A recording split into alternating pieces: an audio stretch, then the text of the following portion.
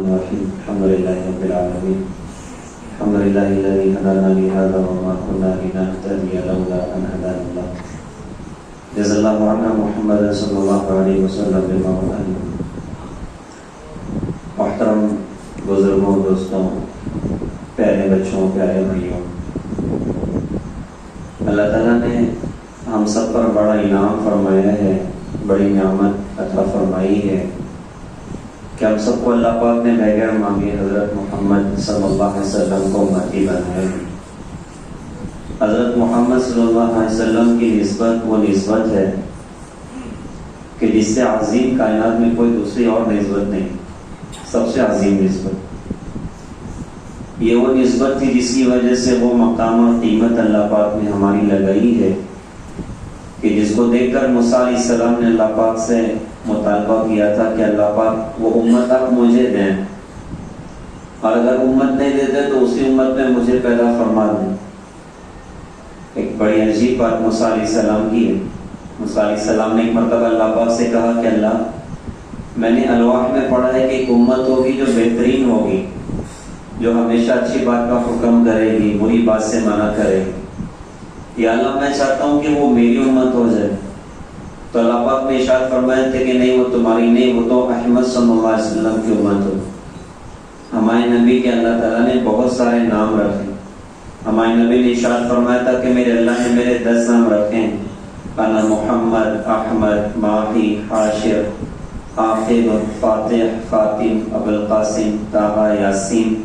کہا کہ اللہ نے میرے 10 نام رکھے. تو 2 نام بڑے مشہور ہیں، محمد اور احمد صلی اللہ علیہ وسلم. تو اللہ پاک نے ارشاد فرمایا کہ نہیں، وہ تمہاری نہیں، وہ تو احمد صلی اللہ علیہ وسلم کی امت ہو. موسیٰ علیہ السلام نے کہا کہ اللہ پاک، میں نے الواح میں پڑھا ہے کہ ایک امت ہوگی جو سب سے آخر میں دنیا میں آئے گی، لیکن سب سے پہلے ہی جنت میں چلی جائے. یا اللہ، میں چاہتا ہوں کہ وہ میری امت ہو جائے. تو اللہ پاک نے ارشاد فرمایا کہ نہیں، وہ تمہاری نہیں، وہ تو احمد صلی اللہ علیہ وسلم کی امت ہو. پھر کہا اللہ پاک، میں نے الواح میں پڑھا ہے کہ ایک امت ہوگی کہ جو بڑے بڑے فتنوں کا مقابلہ کرے، یہاں تک کہ کانے دجال سے بھی ٹکر لے جائے. اس امت کی وہ شان ہے، اس امت کے لوگ اور کانے دجال کا بھی مقابلہ کریں. تو کہا اللہ، میں چاہتا ہوں وہ میری امت ہو جائے. تو اللہ پاک نے ارشاد فرمایا کہ نہیں، وہ تمہاری نہیں، وہ تو احمد صلی اللہ علیہ وسلم کی امت ہو. پھر کہا اللہ پاک، میں نے الواح میں پڑھا ہے کہ ایک امت ہوگی کہ جو نیکی کا ارادہ کرے گی، اور اگر نیکی نہیں کر پائی تب بھی نیکی پکی، نفل عمل، اور اگر اس نیک کام پر عمل کر لیا تو کم از کم 1 کا 10 اور پھر آگے بے حساب عطا فرمائیں. تو اللہ، میں چاہتا ہوں کہ وہ امت میری ہو جائے. تو اللہ پاک نے ارشاد فرمایا کہ نہیں، وہ تمہاری نہیں، وہ تو احمد صلی اللہ علیہ وسلم کی امت ہوگی. پھر کہا اللہ پاک، میں نے الواح میں پڑھا ہے کہ ایک امت ہوگی کہ جس کی کتاب اس کے سینے میں محفوظ ہوگی. آج پوری دنیا میں تورات کا کوئی حافظ نہیں، انجیل کا کوئی حافظ نہیں، زبور کا کوئی حافظ نہیں. حافظ دور کی بات، کتابی اصل شکل میں موجود نہیں. لیکن قرآن کے الحمدللہ پوری دنیا میں کروڑوں حافظ، پوری دنیا میں لاکھوں کروڑوں کی تعداد ہے ماشاءاللہ مسلمانوں کی، جنہوں نے قرآن پاک کو حفظ کیا. یہاں پر کتنے سارے حفاظ کرام جو یہیں بیٹھے ہیں، اور 10 سال کے کہنا چاہیے طویل عرصے میں ہمارے اپنے مدرسے سے 90 سے زیادہ حافظ صاحب، 91 ایک کم، تو تقریباً 90 کے قریب ماشاءاللہ بچوں نے حفظ قرآن کی. تو قرآن کتنی عظیم نعمت اور دولت ہے کہ ہزاروں سال پہلے موسیٰ علیہ السلام اللہ سے کہہ رہے ہیں اللہ اس قوم کی کتاب اس کے سینے میں محفوظ ہو. کتنا عجیب کلام اللہ پاک نے عطا فرمایا. چھوٹا سا بچہ بھی 11 سال کا بچہ ماشاءاللہ حافظ قرآن، ہمارے مدرسے کی برکت ہے. اس کا رزلٹ کیا ہو امت کو دکھانا ہو تو بولنے کی ضرورت ہی نہیں، بچے ہی بتا رہے ہیں کہ ماشاءاللہ مدرسے میں کیا کچھ محنتیں کی جائے. الحمدللہ بچوں میں بڑی خوبیاں، بڑے کمالات اللہ پاک پیدا فرما رہے ہیں. یہ بہت بڑی نعمت کی بات ہے، اور اللہ پاک کی بارگاہ میں مقبولیت کا ایک نشانی ہے کہ اللہ پاک نے اس ادارے کو اپنی بارگاہ میں مقبولیت اللہ پاک نے عطا فرمائی. 900 بچے 10 سال کی قلیل عرصے میں 900 بچے ماشاءاللہ یہاں سے دین حاصل کریں. یہ کتنی بڑی نعمت ہے، یہ کتنی بڑی بات ہے. اور کسی بندے سے اللہ اپنے دین کا کام لے لے تو اور بندوں کے لیے عافیت اسی میں ہوتی کہ اس کے ساتھ جڑ کے اس کے معاون بن جائیں، اس کا ساتھ دینے والے بن جائیں کہ بڑی خیر اور خوبی اللہ پاک نے عطا فرمائی، ہم بھی جڑ جائیں تو ان خوبیوں اور صفات میں اور نیکیوں میں ہمارا بھی اللہ پاک حصہ شامل کر دے۔ تو موسیٰ علیہ السلام نے اللہ سے کہا اللہ پاک میں نے الواح میں پڑھا کہ ایک امت ہوگی جس کی کتاب اس کے سینے میں محفوظ ہو، میں چاہتا ہوں وہ میری امت ہو جائے۔ اللہ نے فرمایا کہ نہیں، وہ تمہاری نہیں، وہ تو احمد صلی اللہ علیہ وسلم کی امت ہو۔ پھر کہا اللہ پاک میں نے الواح میں پڑھا کہ ایک امت ہوگی کہ جو قیامت کے میدان میں قوموں کی سفارش کرے، اس امت کے لاکھوں احباب اس شان والے ہوں گے قیامت کے میدان میں کہ بلا مبالغہ ان کی سفارشوں پر اللہ لاکھوں کروڑوں کو اللہ پاک جنت میں داخل کرے۔ جیسے مثال کے طور پر اویس قرنی رحمت اللہ علیہ، بندہ بڑے کمال کے انسان تھے، اپنے ماں کی خدمت میں اپنی زندگی کھپائی اور لگائی، حضور پاک صلی اللہ علیہ وسلم کے زمانے میں پیدا ہوئے لیکن اللہ کے نبی کی ملاقات نہ کر سکے۔ خط لکھا حضرت کو، کہا حضرت میں ماں کا اکیلا بیٹا ہوں، دیکھ بھال کرنے والا کوئی نہیں، میری چاہت ہے کہ آپ کی زیارت کر لوں آ کر۔ تو حضور نے جواب میں فرمایا کہ آپ اپنی ماں کی خدمت کریں، وہ ماں کی خدمت میں لگے رہے اور اللہ کے نبی کا وصال بھی ہو گیا۔ تو اللہ کے نبی کو دیکھ نہ سکے لیکن حضور پاک صلی اللہ علیہ وسلم نے غائبانہ ان کے لیے بڑی بڑی بشارتیں سنائیں، ان کے بڑے بڑے مقامات سنائے اور اتنا بڑا درجہ سنایا، حضرت عمر سے فرمایا تھا کہ عمر تو اپنے لیے اس سے دعا کروا لینا۔ کہتی کیوں دعا کروانی؟ تو آپ نے ارشاد فرمایا تھا کہ اویس نے ماں کی ایسی خدمت کی ہے کہ جب وہ ہاتھ اٹھاتا ہے تو اللہ اس کے ہاتھ کو خالی واپس نہیں لوٹاتا۔ اس کی ماں کی خدمت نے اس کو اتنے اعلیٰ مقام تک پہنچایا ہوا، اور اسی خدمت کا یہ معاملہ تھا۔ اللہ کے نبی نے ارشاد فرمایا تھا وہ سارے جنت میں جا رہے ہوں گے تو اللہ اویس قرنی کو روک لیں کہ اویس تم ادھر ہی رک جاؤ۔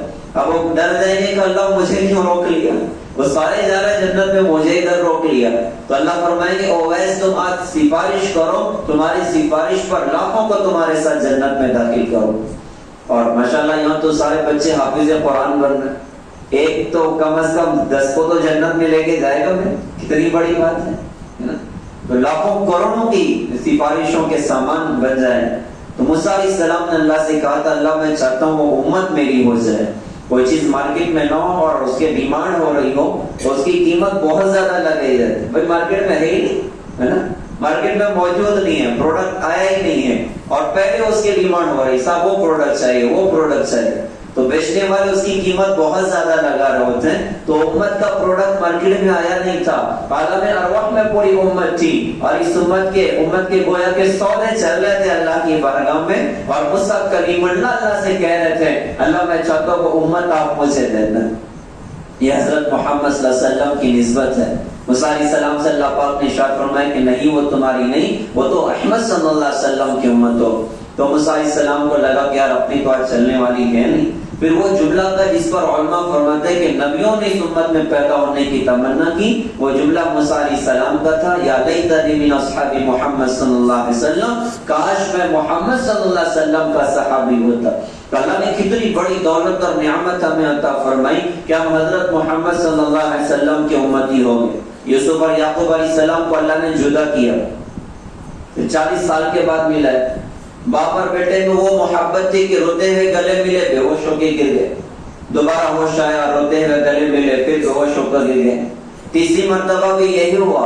فرشتوں نے اللہ پاک سے کہا کہ اللہ اتنی محبت کوئی کسی سے کرتا ہے کہ نہیں کرتا جتنی یوسف اور یعقوب کے درمیان میں۔ تو اللہ پاک نے ارشاد فرمایا کہ فرشتوں تمہیں نہیں پتا محمد صلی اللہ علیہ وسلم کی امت سے ہم اس سے زیادہ پیار کرتے ہیں، ہم اس سے زیادہ محبت کرتے ہیں۔ ہمارے تو نصیب جا گئے کہ ہم حضرت محمد صلی اللہ علیہ وسلم کے امتی ہو گئے۔ اللہ نے ہمیں اپنے نبی کی برکتیں بے شمار عطا فرمائی، اور میں ایک بڑی برکت اللہ نے ہمیں عطا فرمائی، بڑی نعمت اور دولت عطا فرمائی کہ قرآن کی عظیم کتاب اللہ پاک نے مجھے اور آپ کو دی۔ قرآن اللہ کی کتاب بھی ہے، قرآن اللہ کا کلام بھی ہے، اور ایسا زبردست کلام ہے کہ جس کی نظیر کائنات میں کہیں نہیں ملتی۔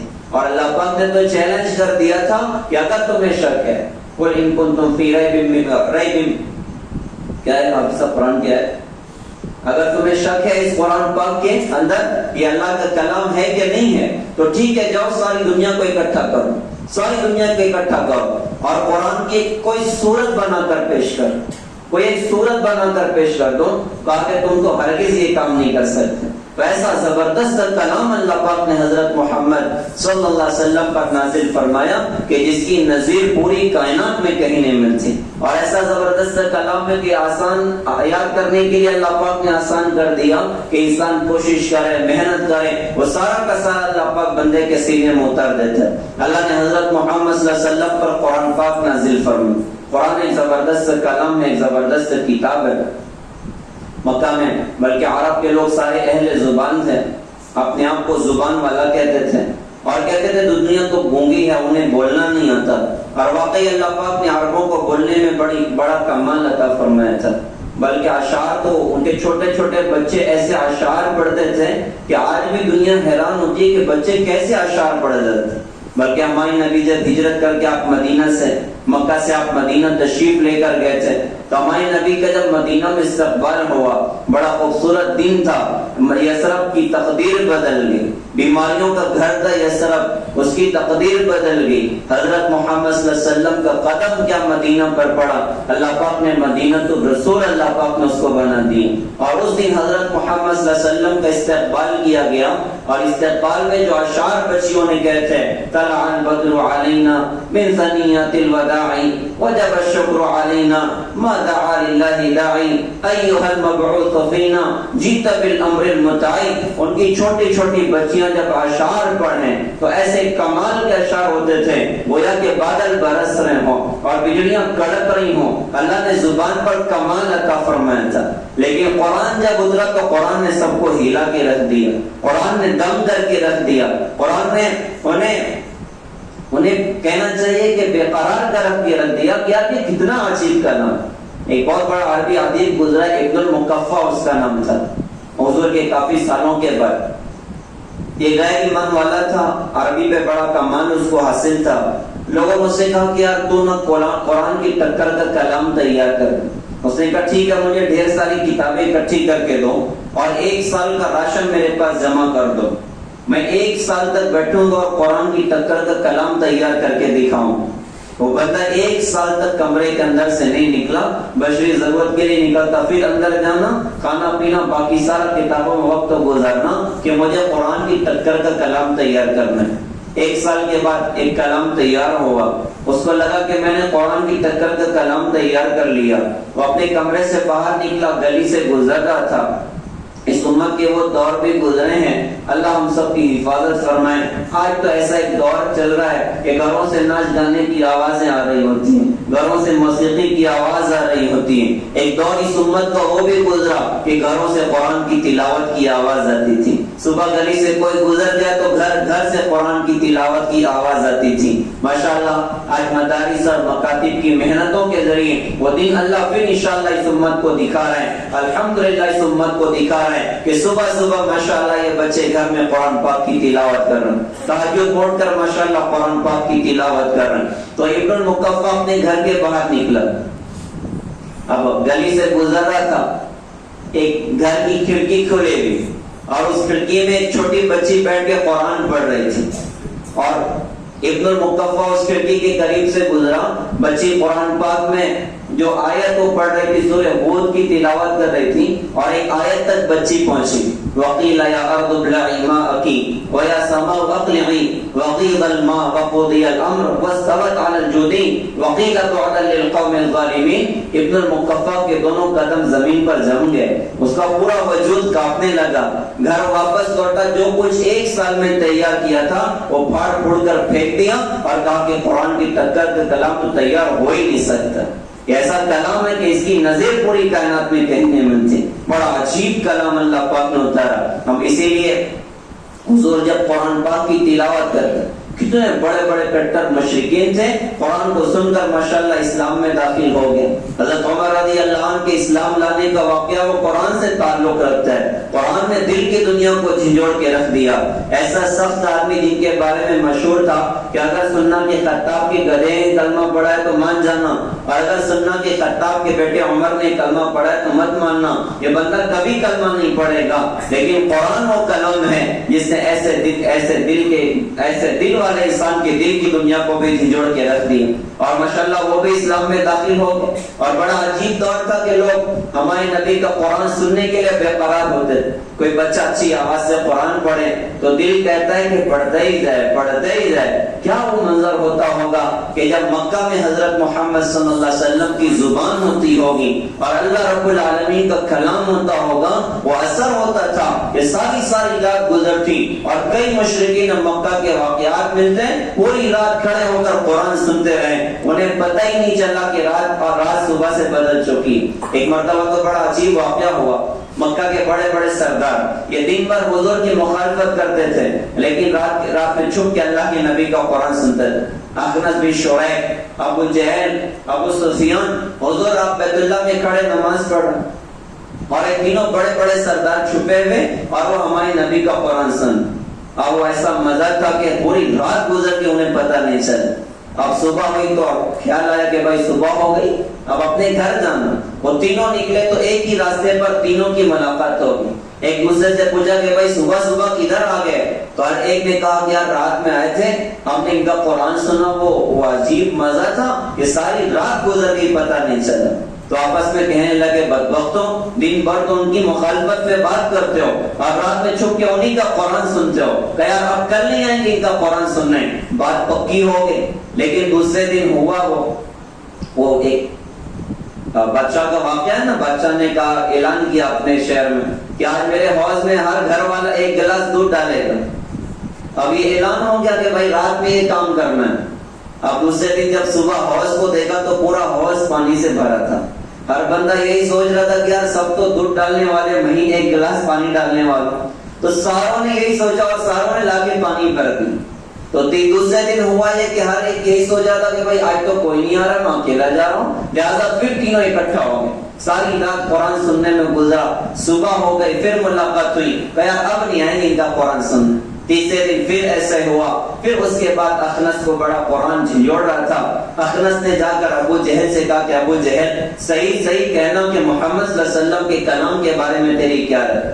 تو ابو جہل نے کہا یار میرے دل کی بات کہتا ہوں کہ ان کا کلام سچا کلام ہے اور وہ سچے نبی ہیں، لیکن معاملہ یہ ہے کہ ہم لوگ کی خاندان کی نام کا مسئلہ ہو گیا ہے، ہماری عزت کا مسئلہ ہو گیا ہے، ہم نے قسم کھائی ہے کہ مرنے تک ان کی مخالفت کریں۔ جا کے انہوں نے ابو سفیان سے اس نے کہا کہ بھائی بتاؤ کہ کلام کے بارے میں کیا رائے ہے؟ تو حضرت ابو سفیان نے کہا کہ بھائی دل کی بات کہتا ہوں کہ ان کا کلام تو سچا کلام۔ تو قرآن وہ زبردست کلام ہے جس نے ایسے انسانوں کے دل کی دنیا کو بھی جھنجھوڑ کے رکھ دیا تھا۔ میرے پیارے بھائیوں، بڑی دولت اور نعمت اللہ پاک نے قرآن پاک کی شکل میں مجھے اور آپ کو عطا فرمائی ہے۔ یہ کتنی بڑی دولت اور کتنی بڑی نعمت ہے، ہم قرآن کی قدر کرنے والے بن۔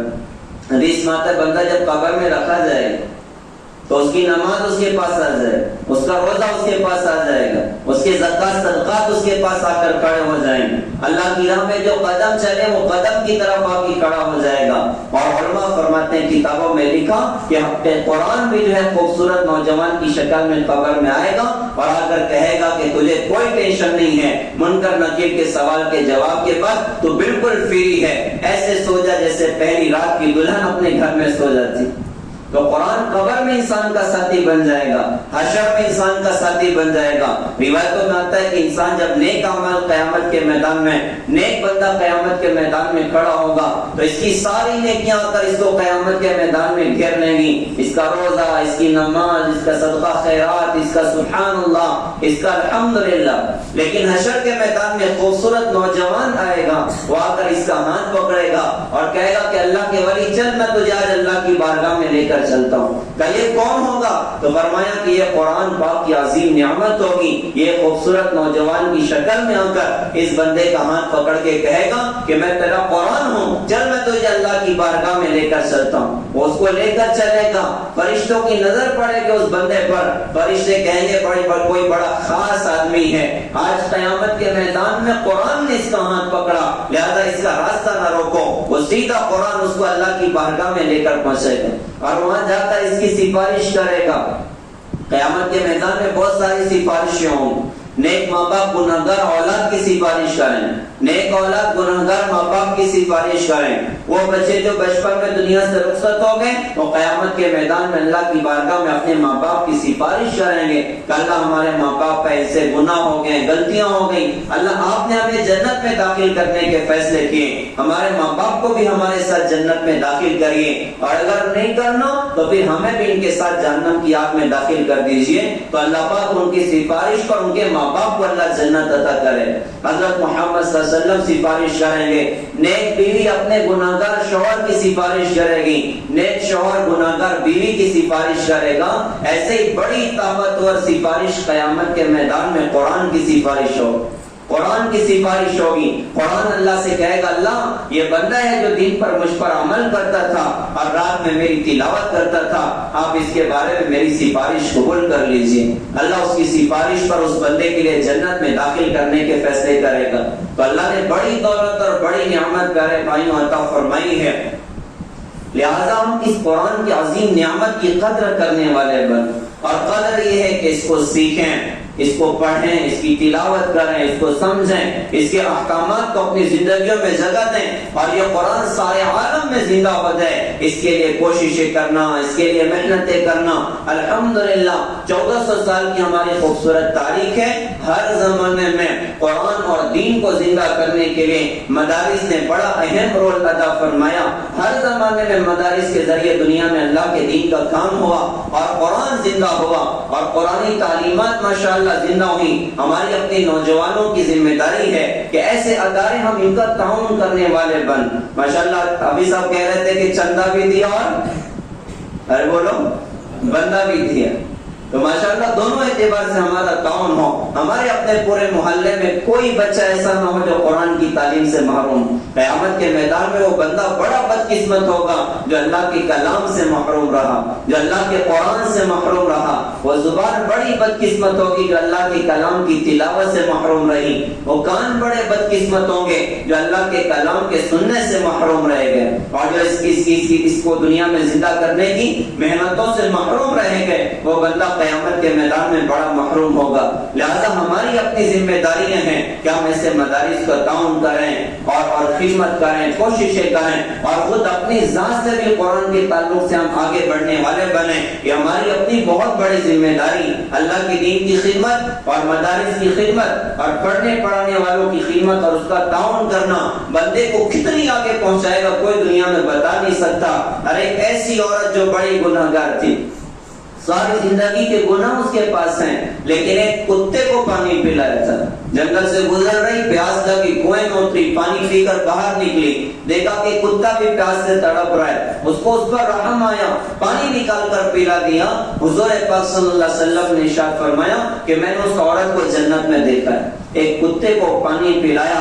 اللہ کے نبی فرمایا میں نے اس کو جنت میں دیکھا۔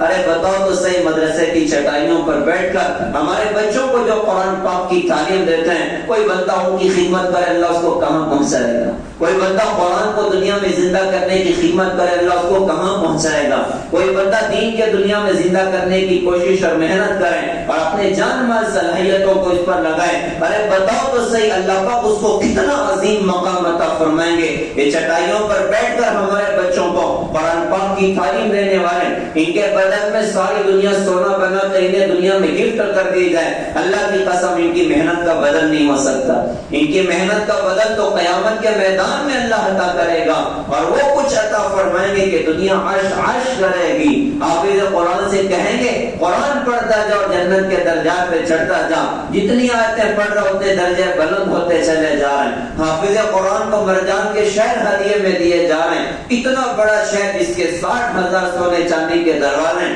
اس کے ماں باپ کو تاج پہنایا جا رہا، جس کی روشنی کا مقابلہ سورج بھی نہیں کر سکتا۔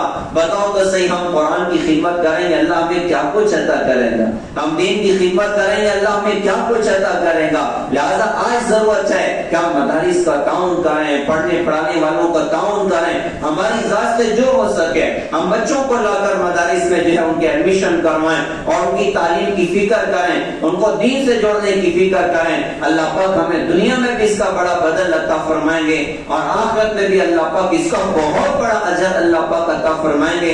ایک ماں کا بیٹا ہو جائے، کوئی لا کر ملا دے تو ماں دعا دے دے تھکتی نہیں ہے. اللہ اپنے بندوں سے 70 ماؤں سے زیادہ پیار کرتا ہے. کوئی ایک بندے کو ہم اللہ اس کے رسول سے جوڑ دیں, اللہ ہم سے کتنا خوش ہو جائے. لہذا الحمدللہ اللہ پاک نے بڑی نعمت اور دولت ہمارے علاقے میں دی کہ مدرسہ الحمدللہ ہمارے اپنے علاقے میں چل رہا ہے, اور بڑی خوبصورت کارگزاری ہمارے اپنے مدرسے کی ہے. بولنے کی بات نہیں, سب کچھ ماشاءاللہ نظروں کے سامنے, اور 900 بچے قریب الحمدللہ دینی تعلیم حاصل کر رہے ہیں, اور گھروں میں ماشاءاللہ قرآن پاک کی تلاوتیں ہو رہی, اور گھروں میں دینی عمل ماشاءاللہ زندہ کیے جا رہے ہیں. یہ بہت بڑا کام ہے, یہ بہت بڑی محنت ہے. لہذا میری تمام نوجوان بھائیوں سے, دوستوں سے, اور طلبوں اور اداروں کے احباب سے گزارش ہے کہ ہم جو ہے انشاءاللہ دامے درمے قدمے سخنے ان اداروں کا انشاءاللہ تعاون فرمائیں, خدمتیں کریں, اپنے آپ کو جو ہے قربانیوں پر اور محنتوں پر کھڑا کریں. اللہ پاک ہمیں بھی انشاءاللہ ایک بڑا کام یہ لے کر چل رہے ہیں, ایک بہت بڑی محنت یہ لے کر چل رہے ہیں. ہم نہیں کر پا رہے, ہم ان کے ہاتھ پیر بن جائیں, ہم ان کا تعاون کرنے والے بن جائیں, ہم ان کی مدد کرنے والے بن جائیں. اللہ جو کچھ انہیں عطا کرے گا انشاءاللہ قیامت کے میدان میں بہت بڑا حصہ اللہ پاک ہمیں بھی عطا فرمائیں. تو سارے بھائی نیت کرتے ہیں انشاءاللہ, مدد کرنے کی نیت کرتے ہیں انشاءاللہ, چندہ بھی دیں گے اور بندہ بھی دیں, اور ہر گھر میں انشاءاللہ قرآن کی تعلیم پہنچے, ہر گھر کے بچے مدرسہ پہنچیں. اس کی ہم لوگ کوشش اور محنت کریں گے. اللہ تعالیٰ سے دعا ہے کہ اللہ تعالیٰ اس مدرسے کو دن دگنی رات چوگنی اللہ پاک ترقی عطا فرمائے, ہر شر سے اللہ پاک حفاظت فرمائے, حاسدین کے حسد سے اللہ پاک محفوظ فرمائے, ضروریات کا اللہ پاک غیر سے تکفل فرمائے, پڑھنے پڑھانے والوں کے اللہ پاک خوب حفاظت فرمائے, اور ساری امت کو ماشاءاللہ اس سے استفادے کے اللہ پاک توفیق عطا فرمائے. وآخر دعوانا الحمدللہ رب العالمین.